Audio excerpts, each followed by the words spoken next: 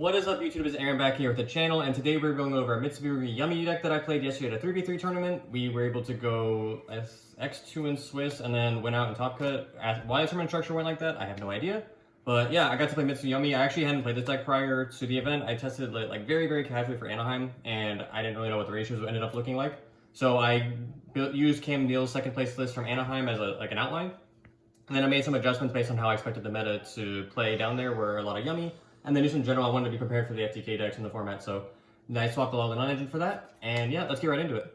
So his list was very Mitsurugi heavy. He played effectively a pure Mitsu deck in terms of all the ratios. We've got 5 rituals, 3 of the babies, 3 pre-prep. He plays 2 rituals, or I guess I did now that I have copied his deck, and then 3 prayers and 1 mirror. So yeah, from my understanding, this is just effectively a pure Mitsurugi deck, and then the Yummy cards kind of just help facilitate game and make your end board a little bit more robust going first. And also give you plays through barrier, obviously. So whenever you draw one of each card, you're able to make plays through barrier going second. I didn't really have any issues with this. The second ritual is good, I think, just so you have enough names in your deck.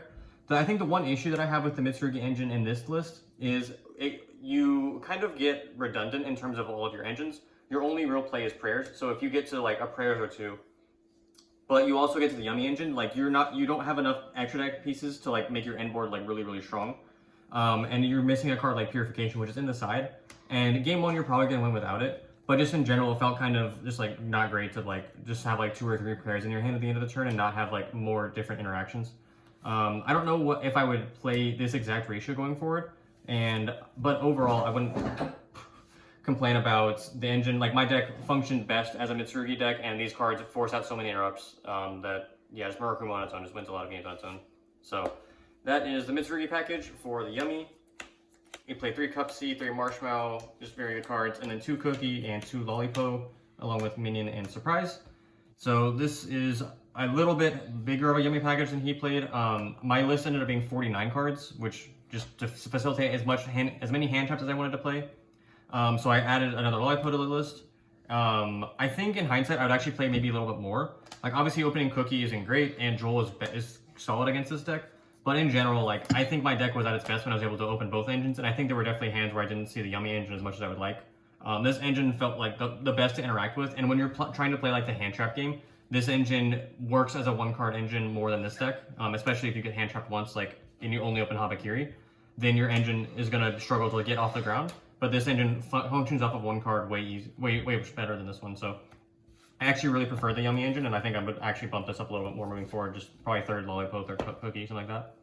And then extra engine, so I played 49. This was the 49th card because I decided Thrust and wanted to have an effective bridge between both engines if I was missing something. And then Call By just because good non-engine card right now, protects you from Droll and Fua. And then I played a lot of hand traps. We played Fua, Ash, 3 Nib, and Bell, Droll, and Imperm. So the conclusion that I'm coming to after playing this weekend is if you are going to play a really big hand trap engine, I think you really want to be playing a deck that can play a Dominus card. This may be the one exception just because of how strong Mitsurugi and Yummy are individually. But once, like post-side and just in general, when I was like trying to figure out like what hand traps I wanted in my deck, it felt really negative. Like, okay, Nib's not great against Tail and Droll's not great against Tail. But Impulse and Purge are generally strong against that deck because you can hit Ketsu and just like Rahu. So I think if you want to play like a really strong non-engine hand trap deck, then you kind of want your deck to be able to facilitate a Dominus. That way you can have like Ash, Fua, Imperm, Bell, and then like a Dominus, so you get to play 15 really strong ones, and then post side you can like kind of swap these out forever, or for whatever you want.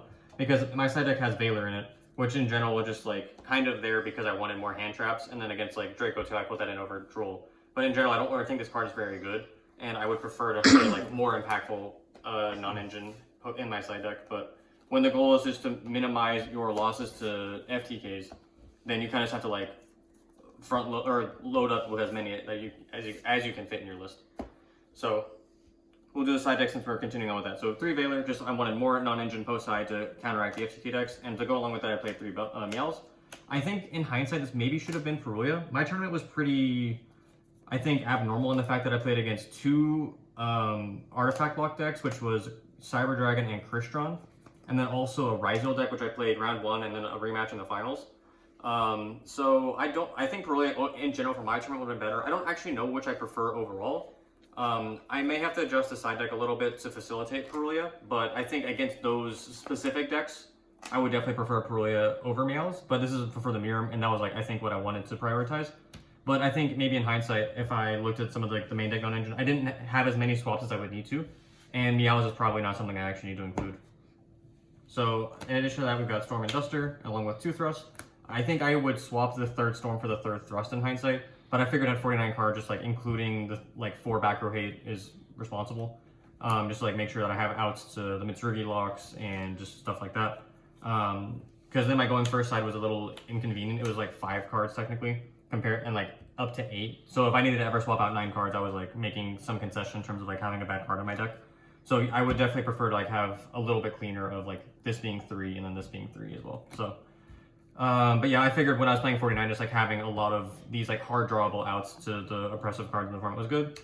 But when you're playing against a deck like the Artifact Lock deck, like this may, pre-Artifact Lock against the Christian deck may have not been bad. But definitely when they're just like FTKing, you can't really afford to like have that in your deck. You should like have as many hand traps as possible.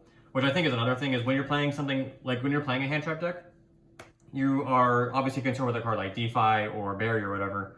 But those cards are going to get flipped either way. So like unless they're playing actual continuous floodgates, then I don't know how needed these are when you have deck cards like a Croaky in your deck and the Mitsurugi cards which like kind of play through floodgates pretty effectively. So this may actually not be needed if you're just like going full hand traps, but I just wanted to like kind of be safe because this is my first time playing the deck, and maybe in the moving forward these are cards I would consider cutting and only using Thrust Duster.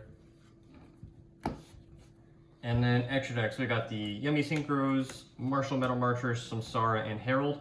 I don't know if you need both of these. I think they both come up in specific spots. This one is required, and this one I think like may be needed. I think I made it maybe once or twice. I don't think it was required. Like I could have just like still made Samsara and like used Samsara as an end board piece. So yeah, I don't know if I would play this moving forward. I think it was just like a nice safety net for me to play, considering I'm like my first time playing this deck was this past weekend. And then I played Zombie Vampire just to bridge between Mitsu and Yummy. I never bricked off of it, luckily. And then obviously there's a lot of Yummy in the format, so there's a pretty high chance that your opponent's playing it. I played 3 Snatchy. I think you could argue this should be a Link Rebo.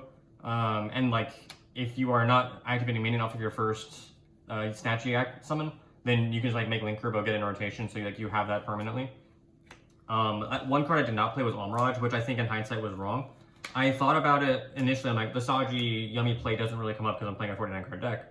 But there were definitely times where like I had hand traps and wanted to like get that in rotation, just to either make an SP in a grind game or try and just like get, I don't remember the specific situations, but I definitely noticed not having Omraj. I think Link Rebo would have worked similarly in at least 1 or 2 spots.